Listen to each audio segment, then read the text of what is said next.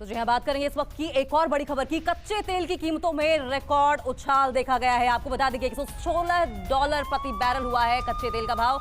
Record स्तर पर पहुंची है कच्चे तेल की कीमत। 2013 के बाद पहली बार इतने ऊंचे स्तर पर कच्चा तेल पहुंचा है। बड़ी खबर इस वक्त की, आपको बता दें $116 प्रति बैरल तक कच्चा तेल पहुंच गया है।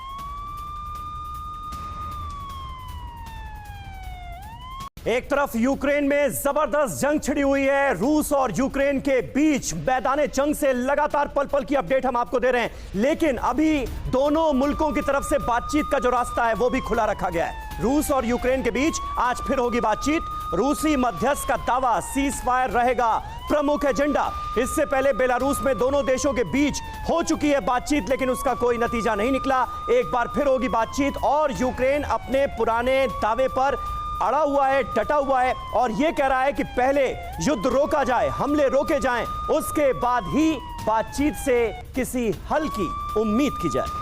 एक और बड़ी डेवलपमेंट है। बगदाद में पुतिन के समर्थन में तस्वीरें लगाई गई हैं। रूसी न्यूज एजेंसी ने जारी की है ये तस्वीरें। तस्वीर में पुतिन के समर्थन की बात कही गई है। तो बगदाद में लोग रशिया के साथ हैं, व्लादिमीर पुतिन के साथ खड़े हैं और समर्थन में वहां पर पोस्टर्स भी लगाए गए हैं। रूसी मीडिया एजेंसी ने ये तस्वीरें जारी की है, जिसमें ये बताया गया है कि बगदाद पूरी तरीके से रशिया के साथ खड़ा है, पुतिन के फैसले के साथ खड़ा है। कि वहां के हालात बद से बदतर हर गुजरते दिन के साथ होते चले जा रहे हैं। आज कीव को दहलाने की तैयारी में है रूस। ये बात यूक्रेन कहता हुआ नजर आ रहा है। यूक्रेन लगातार ये बात कह रहा है कि जल्दी ये कीव पर कब्जा कर लेंगे। ज़ेलेंस्की बार बार सामने आ रहे हैं। जहां एक तरफ देखिए हौसला बढ़ा रहे हैं, तो कई बार वो ये बात भी कह रहे हैं कि हमें सहयोग चाहिए। वो ये बात भी कह रहे हैं कि रूसी सेना जो है वो आगे बढ़ते हुए नजर आ रही है, जल्द ही वो कीव पर कब्जा कर सकती है। ये बातें राष्ट्रपति ज़ेलेंस्की की तरफ से बार बार की जा रही है। वहीं रक्षा मंत्रालय के पास जबरदस्त धमाका कीव में हुआ है, यानी रूस अपनी स्ट्रैटेजी को और मजबूत करते हुए अब धीरे धीरे आगे बढ़ने की कोशिश। रेलवे स्टेशन के पास भी रूस का मिसाइल अटैक हुआ है। कीव में लगातार हवाई हमले के अलर्ट का सायरन बजता हुआ नजर आ रहा है। दरअसल यूक्रेन में अब तक 752 नागरिकों की जान गई है। ये ऑफिशियल आंकड़े हम आपको बता रहे हैं जो यूक्रेन की ओर से जारी किए गए हैं। जंग के 8 दिन बीत गए हैं, जिसमें 752 आम नागरिक यानी कि कॉमन सिटीजन्स के मारे जाने की खबर है। अब तक 8 दिन में 752 नागरिक मारे गए हैं। ये यूएन ने ये आंकड़ा जारी किया है। जंग में बीते 8 दिन में 752 आम नागरिकों की जान गई है। 10 लाख से ज्यादा लोगों ने यूक्रेन को छोड़ दिया है, यानी कि 10 लाख लोग विस्थापित बताए जा रहे हैं। पश्चिमी यूरोप में यूक्रेन के लोग शरण ले रहे हैं, यानी कि जो बॉर्डर से सटे इलाके हैं वहां पर लोगों का पहुंचना अब भी जारी है। हालांकि वहां तक पहुंचना भी अपने आप में एक बड़ी चुनौती है। रोमानिया हो, हंगरी हो, पोलैंड हो, यहां तक यूक्रेनी नागरिक पहुंच रहे हैं।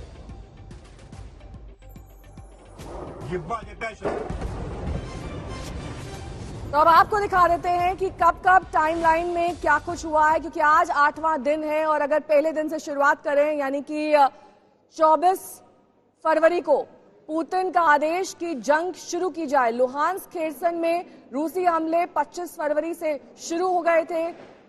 26 फरवरी स्विफ्ट पेमेंट सिस्टम, जो कि एक महत्वपूर्ण सिस्टम, इससे रूस को बाहर कर दिया गया था। 26 फरवरी यूक्रेन के प्रस्ताव पर रूस का वीटो सामने आया था। वहीं 27 फरवरी की अगर 26 फरवरी की बात कर ले तो रूस के खिलाफ 50 देशों का बयान सामने आया था। 27 फरवरी को रूस के लिए ईयू के एयर स्पेस बंद कर दिए गए थे। ये एक बेहद महत्वपूर्ण और कड़ा फैसला। 27 फरवरी को ही यूक्रेन को $54 लाख का सैंक्शन मिला था। 28 फरवरी को कीव पर रूसी सेना के मिसाइल से हमले देखे गए थे, यानी कि कीव को कैप्चर करने की कोशिश। वहीं 1 मार्च को कीव में टीवी टावर को रूस ने उड़ा दिया था। 1 मार्च को ही यूक्रेन के कई शहरों में रूस के हमले और तेज हो गए थे। इसके साथ ही लगातार हम देख रहे हैं कि कैसे आज 3 मार्च को भी युद्ध अपने पूरे चरम पर है। खार्किव पर रूसी सेना के बड़े हमले 2 मार्च को, वहीं 2 मार्च को ही रूस के खिलाफ यूएन में प्रस्ताव पर वोटिंग भी की गई थी, जिसमें भारत ने अपने आप को अलग रखा था। 3 मार्च खार्किव पर लगातार रूसी सेना के हमले और आज भी कई शहरों पर हमलों की खबर सामने आ रही है। हवाई हमलों की दहशत के बीच यूक्रेन का बड़ा दावा सामने आया है और यूक्रेन का बड़ा दावा ये कि 3 रूसी फाइटर प्लेन को मार गिराया गया है।